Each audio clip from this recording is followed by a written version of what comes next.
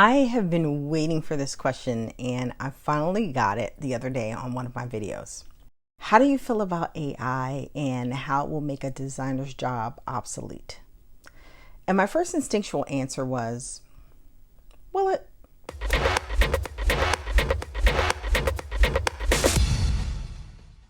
Another really amazing content creator who also has a YouTube channel, The Fashion Tech, has been playing around with Midjourney, and she's been posting some really cool pictures on Instagram. The other day, she posted a flat sketch that was generated by Midjourney, and I was floored. I have been saying I was going to try Midjourney for weeks, but seeing that kind of lit a fire under me and had me thinking, okay, I need to see what's good. Now, there's a lot that AI can do, and it's being used in many areas of the fashion industry already. And I think because we're now seeing more AI art generating programs, free or inexpensive programs at that, there's a lot of concern around whether AI will start replacing designers. First, let me show you how Midjourney works, and then I'll give you my opinion about these AI programs. The first thing to note is that you need to join Discord and then add the Midjourney server. To do this, you just need to go to midjourney.com and then choose join the beta. From there, just follow the prompts to sign up for Discord if you haven't already and add the server.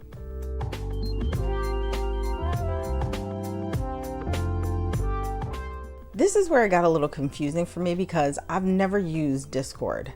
When I first looked up how to start working in the program, I was told to click the Midjourney icon in the left menu and then scroll to any of the newbie rooms.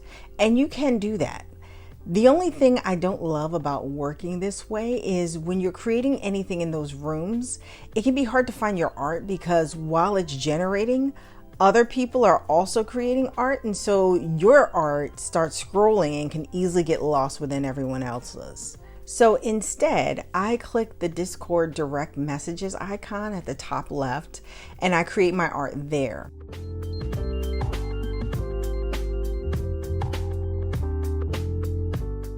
Although you can't see what others are creating, which can be helpful when you're trying to generate different types of art and figure out what prompts to use, which I'll talk about in a second, it's a lot easier to keep track of your work. To create any artwork in Midjourney, you need to describe what it is you want to generate, and the descriptions are called prompts. With the newest version of Midjourney, which at the time of this recording is version 5 and can only be accessed with a paid subscription, you can type your prompts in full sentences. If you're still on version 4, you'll need to use keywords. If you're new to this, you'll probably need a few tries to get what you want. And even if you're not new, you'll probably still need at least a couple of tries to get this exactly how you want. But let me show you an example. Whenever you're starting something new, you'll start with the phrase /imagine and hit return. Next, Midjourney shows a box that says prompt and an area for you to type your description. I'm going to type full body fashion editorial photograph of a Black female model in Valentino inspired dress.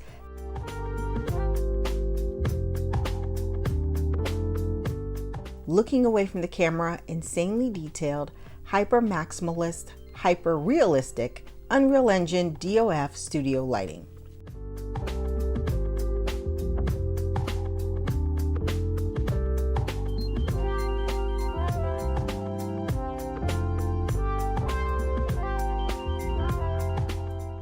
What can make or break the image are the details you provide to the AI programs. So I added full body because I want to see a full body picture. I want it to look editorial. I want her to be a Black female model clothed in a dress inspired by Valentino, and I want her to be looking away from the camera. The last few prompts are phrases to improve the quality of the rendering. Hit enter and wait a minute or two. Sometimes it just takes seconds. This is what I got the first time I tried this, so let's see what I get this time.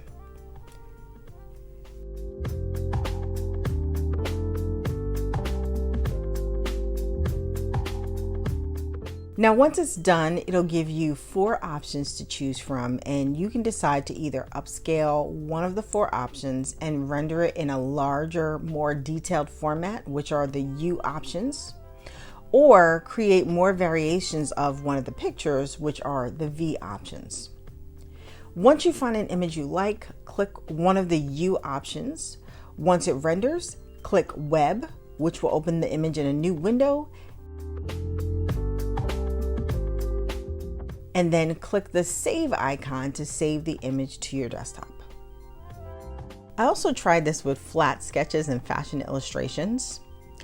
For the flat sketch, I typed fashion flat sketch, women's Montclair inspired ski jacket, 2 hand pockets, 1 chest pocket, 1 back pocket, hooded, technical drawing, text callouts,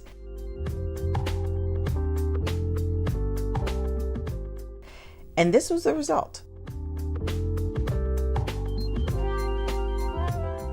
I used the same prompts to create an illustration, but changed fashion flat sketch to fashion illustration and removed technical drawing. And here was the result of that. Now, as cool as this is, I will tell you that it may take a few tries for you to get what you want.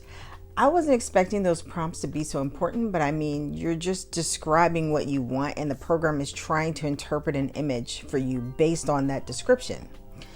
Using this approach, you can see how Midjourney can easily give you lots of options, but all of them aren't always so great.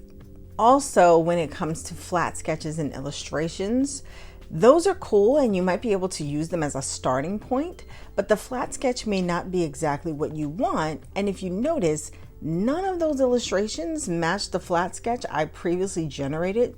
So if you were thinking you could generate an illustration and a flat for it, that's not how this works. You still have to draw one or the other. So, how do I feel about AI? I think it's really cool. Do I believe it's going to make a designer's job obsolete? Not likely, and definitely not anytime soon. The first thing I'll say is that the fashion industry is very slow to adopt new technology, and although the pandemic sped up some things, I'm already hearing people trying to go back to the way we used to work. AI is improving rapidly, but it still lacks the creativity, intuition, and emotion that is necessary to create a fashion collection. Fashion is very subjective, and although AI can generate lots of fun interpretations of a design, it's based on data and an algorithm and can't replicate the unique perspective and personal touch of a human designer. And if you're creating fashion for physical garments, there are a lot of other skills like garment construction, material selection, sourcing, production management that require the expertise and experience of a human. Think of AI like any other fashion technology. Use it as a tool to help you streamline your workflow and free you up to do what we as human designers do best: be creative. I saw a post recently on LinkedIn that I think sums this up perfectly. It said, AI will not replace designers. Humans who know how to use AI will replace designers. Thanks for watching today's video. If you need to start updating your skills and learning some of the newer fashion tech, I invite you to check out my Clo 3D course. It'll give you a clear, organized roadmap to get you quickly using the program and creating your own hyper-realistic designs. Tap the link in the description to sign up today. Be sure to like, comment, subscribe, and share this video if you find it helpful. Have a fantastic week, and I'll see you next time.